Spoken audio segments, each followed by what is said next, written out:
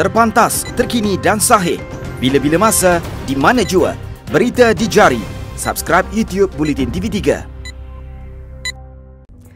Buletin pagi 2 Mac, saya Zaria Tagaya. Tajuk utama pagi ini: Tan Sri Muhyiddin Yassin mula tugas sebagai Perdana Menteri.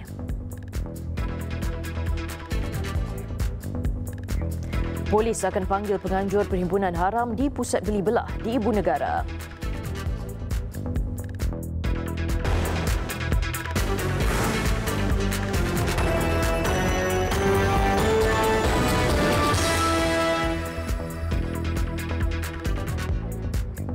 Assalamualaikum dan salam sejahtera. Hari ini Tan Sri Muhyiddin Yassin memulakan tugas beliau secara rasmi sebagai Perdana Menteri. Tan Sri Muhyiddin keluar dari pekarangan kediamannya di Bukit Damansara jam 7.27 pagi tadi untuk ke Pejabat Perdana Menteri di Putrajaya. Beliau sempat melambai kepada petugas media yang berada di pekarangan kediamannya. Berdasarkan jadual rasmi, beliau akan bertemu Ketua Setiausaha Negara Datuk Seri Muhammad Zuki Ali jam 9 pagi. Sebaik tiba di Putrajaya jam 8 pagi tadi, beliau mengimbas kad perakam waktu. Selepas mengadakan pertemuan dengan KSU, Tan Sri Muhyiddin kemudiannya dijadwalkan menziarahi pusara ahli keluarga di Muar. Manakala di sebelah petang, beliau dijadual bertemu Ketua Polis Negara Tan Sri Abdul Hamid Badur. Disusuli pertemuan dengan Panglima Angkatan Tentera Jeneral Tan Sri Effendi Buang jam 5.30 petang ini. Semalam, Tan Sri Muhyiddin mengangkat sumpah sebagai Perdana Menteri ke-8 di hadapan Yang di-Pertuan Agong Al-Sultan Abdullah Riayatuddin Al-Mustafa Billah Shah di Istana Negara.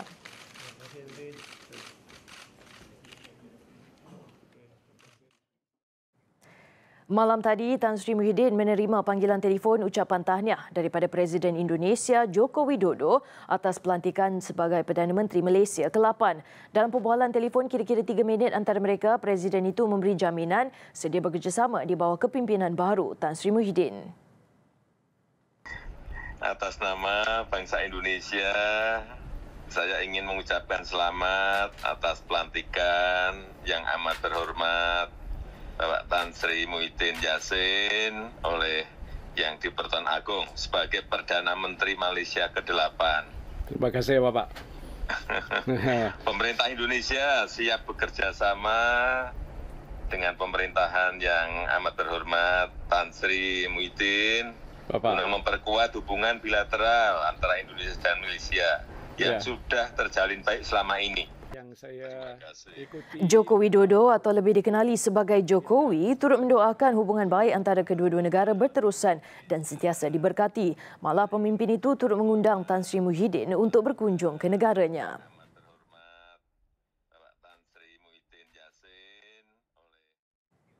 Malam tadi juga di hadapan kediamannya, Tan Sri Muhyiddin menyumbang makanan kepada petugas media yang berkampung di hadapan kediamannya di Bukit Damansara. Beliau yang berbaju batik biru turut meluangkan masa bagi sesi bergambar. Nak ambil ramai-ramai, okey. Gambar ramai-ramai nanti. Sambil menyerahkan pizza, Tan Sri Muhyiddin sempat bertanya khabar kepada petugas media yang berkampung di hadapan kediamannya sejak beberapa hari lalu.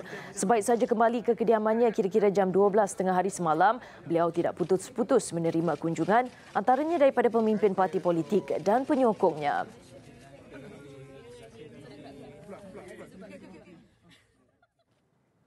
Polis akan memanggil penganjur perhimpunan haram yang diadakan di hadapan pusat beli belah di Ibu Negara semalam. Ketua Polis Daerah Dang Wangi, Assistant Commissioner ACP Muhammad Fahmi Vizuvenatan Abdullah berkata, penganjur didapati melanggar Akta Perhimpunan Aman 2012 kerana tidak memberikan notis pemakluman kepada pihak polis. Jelas beliau, penganjur sudah dikenal pasti dan akan dipanggil memberi keterangan dalam masa terdekat. Perhimpunan selama 2 jam bermula jam 6 semalam dihadiri kira-kira 40 individu yang membantah pelantikan Tan Sri Muhyiddin Yassin sebagai Perdana Menteri ke-8. Muhammad Fahmi berkata kehadiran peserta perhimpunan itu dilihat sedikit sebanyak mengganggu ketenteraman awam.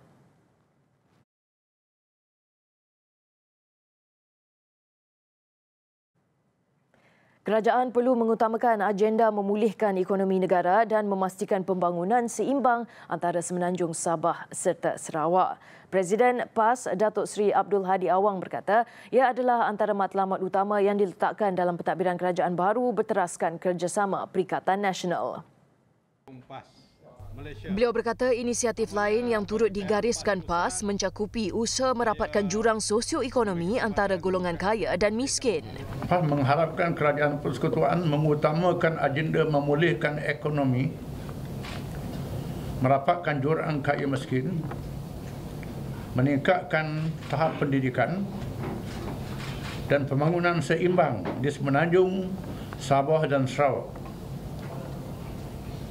Seterusnya menjaga prinsip federalisme dengan negeri-negeri dan menyarankan kerajaan untuk berlaku adil dan berkebajikan kepada semua rakyat tanpa mengira bangsa, agama dan fahaman politik. Beliau berkata demikian pada sidang media di Ibu Pejabat PAS semalam. Turut hadir Timbalan Presiden PAS, Datuk Tuan Ibrahim Tuan Man dan barisan kepemimpinan utama parti.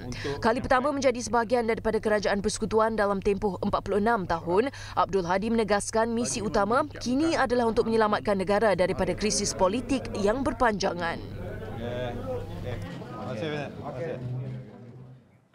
Presiden PKR Datuk Seri Anwar Ibrahim meluahkan kekesalannya terhadap kekecohan yang berlaku di luar Ibu Pejabat PKR di Petaling Jaya petang semalam selepas naib Presiden parti itu Tian Chua diserang segelintir penyokong parti. Saya amat kesal bila tadi di Pejabat Keadilan ada kawan-kawan kita penyokong-penyokong hilang pertimbangan, ya, menyerang pribadi atau memukul orang-orang yang mereka fikir tidak sepenuhnya salah. Ini salah. Mereka ini pimpinan, kadang-kadang berbeza sikit pendapat, dan kita tidak ada hak untuk melakukan tindakan-tindakan begitu. Saya tidak ada pilihan selain kepada pihak yang bertanggung jawab dan juga Biro Lembaga Disiplin ambil tindakan. Beliau berkata demikian dalam majlis zikir selawat Nuril di kediamannya malam tadi yang disiar secara langsung dalam Facebook Majlis Nurul Anwar. Selain Tian Chua, puluhan penyokong PKR turut menyerbu beberapa pemimpin parti itu termasuklah Adun Seberang Jaya, Dr. Afif Bahardin dan Setiausaha PKR Selangor Muhammad Razlan Jalaluddin. Melalui video yang tular di media sosial, penyokong yang berang dilihat menjerit perkataan pengkhianat serta membaling botol minuman.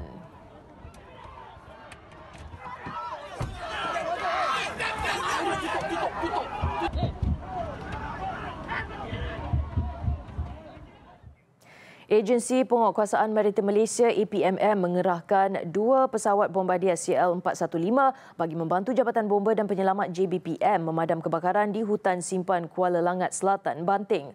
Pengarah Maritim Selangor, Kapten Maritim Muhammad Rosli Kasim berkata, sebanyak 3 penerbangan dilakukan dalam operasi pemadaman pertama semalam dengan setiap pesawat mampu membawa kira-kira 6,000 liter air pada satu masa. Muhammad Rosli berkata operasi pesawat itu lebih menumpukan untuk pengeboman air kepada punca api yang besar dan kebakaran. Kedua-dua pesawat itu juga dijadual membantu Bomba Selangor memadam kebakaran hutan itu sehingga Khamis ini. Bagaimanapun, jika kebakaran dapat dipadamkan sepenuhnya lebih awal, operasi berkenaan akan ditamatkan. Sabtu lalu dilaporkan kira-kira 35 hektar daripada kawasan hutan simpan itu terbakar sejak beberapa hari disyaki berpunca daripada tindakan pihak tidak bertanggungjawab.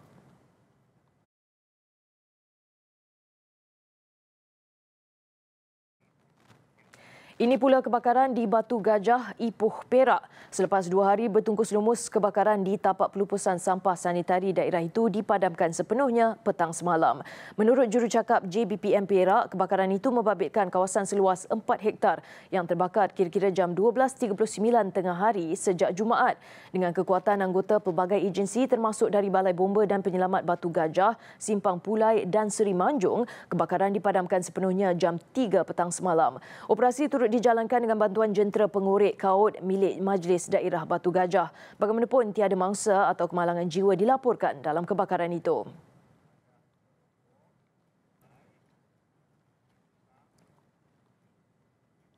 Tiga lelaki termasuk 2 beranak diberkas selepas dipercayai mengedar dadah dengan berselindung di sebalik perniagaan keropok di sebuah kilang di Kampung Sirih, Kota Baru.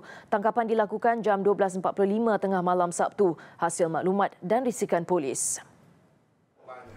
Menurut Ketua Polis Daerah Kota Baru, Asisten Komisioner Abdul Rahim Daud, ketika serbuan 3 lelaki berusia 25 hingga 56 tahun itu berada di kilang berkenaan. 2 suspek iaitu bapa dan anak lelakinya adalah peniaga perusahaan terbabit, manakala seorang lagi kenalan mereka.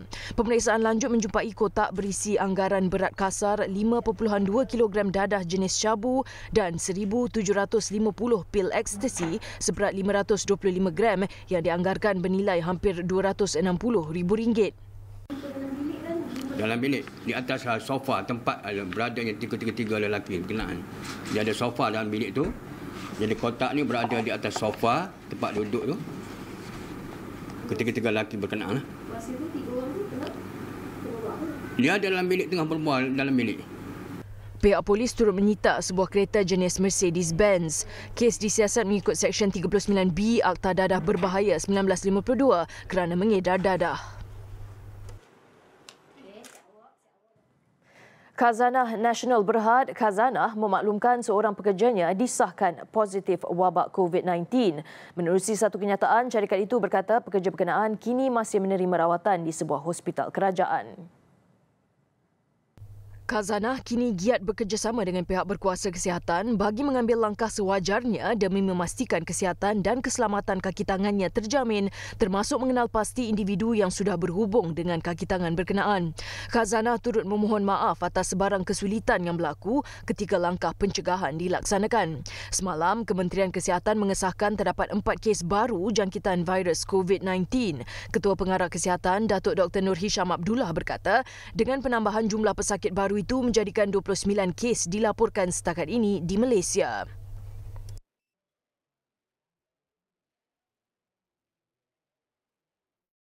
Besar impaknya. Laris selepas hasilnya. Pantas menampilkan prosiding ini secara dalam keuangan maya. Berita di jari. Subscribe YouTube Bulletin TV3. Beralih ke laporan antarabangsa, 19 anggota tentera terbunuh dalam serangan drone oleh pihak berkuasa Turki di Beirut ketika diserang kesemua bangsa dipercayai sedang berkonvoi di kawasan Jabal Al-Zawiya berhampiran bandar Marid Al-Numan. Insiden ini berlaku beberapa jam selepas Turki menembak 2 pesawat perang Syria di wilayah Idlib. Berikutan serangan di sekitar Idlib, Turki mengesahkan satu misi ketenteraan ke atas pasukan Syria akan dilaksanakan. Dalam serangan udara berkenaan, 34 anggota tentera Turki dilaporkan maut.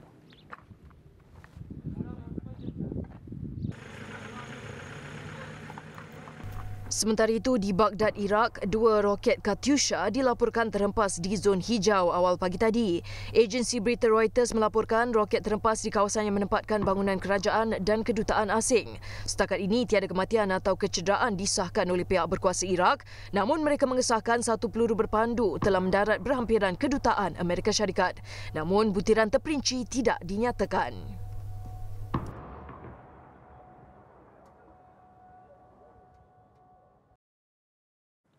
Di Thailand, seorang lelaki warga Cina dijumpai dalam keadaan menyedihkan apabila orang awam menemuinya diikat dan disumbat dalam beg pakaian yang dicampak ke dalam sungai Ping dekat Kampang Pet, Bangkok.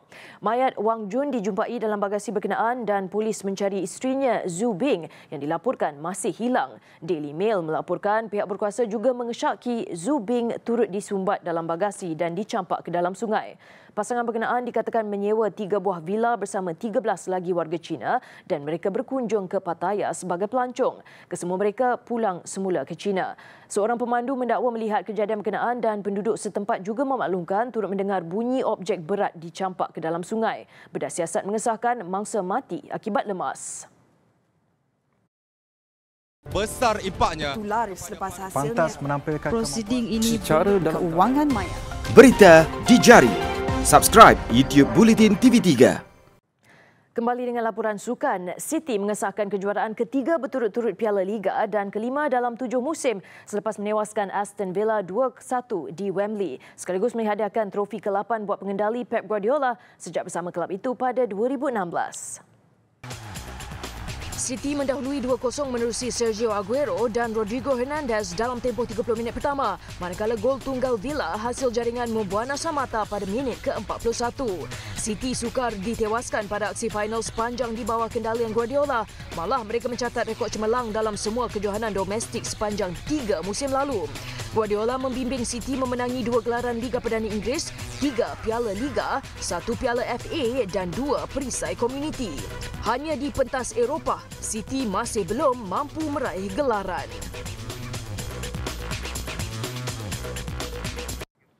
Saingan Liga Perdana pula menyaksikan 3 lagi perlawanan berlangsung, menyaksikan hanya pasukan Pulau Pinang sahaja berjaya mengutip mata penuh di laman sendiri apabila mengalahkan Sarawak United. Manakala Perak 2 tewas tipis 0-1 kepada Kelantan United FC, Pulau Pinang menang 4-2 pada Sarawak United, sementara Selangor 2 tewas juga dengan keputusan 0-1 kepada Terengganu FC 2 malam tadi. Babak pertama menyaksikan Selangor 2 dan Terengganu FC 2 mempamerkan corak permainan yang seimbang. Pasukan tuan rumah hampir membuka jaringan pada minit ke-27 menerusi rembatan Bajram Nabiha, namun berjaya ditepis penjaga gol pelawat Muhammad Suhaimi Hussein. Bersambung babak kedua, Selangor 2 dilihat lebih mendominasi perlawanan dengan beberapa percubaan berbahaya ke pintu gol lawan, tetapi gagal menghasilkan sebarang gol. Jaringan Terengganu FC 2 bagaimanapun hadir pada minit akhir permainan menerusi rembatan deras pemain import Jordan Minta selepas menerima hantaran cantik daripada Bruno Junichi pada minit ke-80. Perlawanan kekal 1-0 sehingga whistle penamat.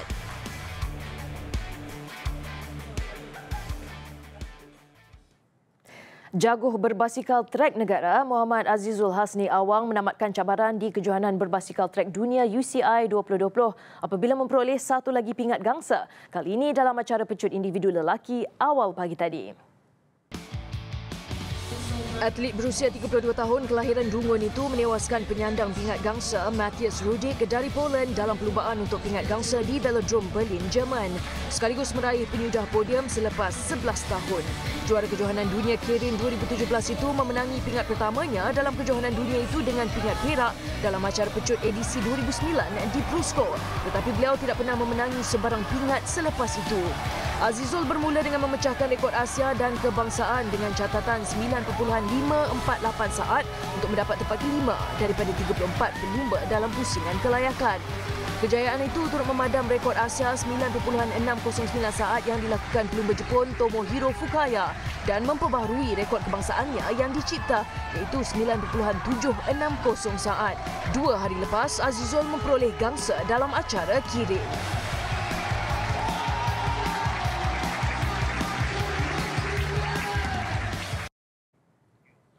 Baik, dengan itu sekian paparan Buletin Pagi. Terus ikuti platform digital dan media sosial Buletin TV3 untuk pelbagai perkembangan berita terkini.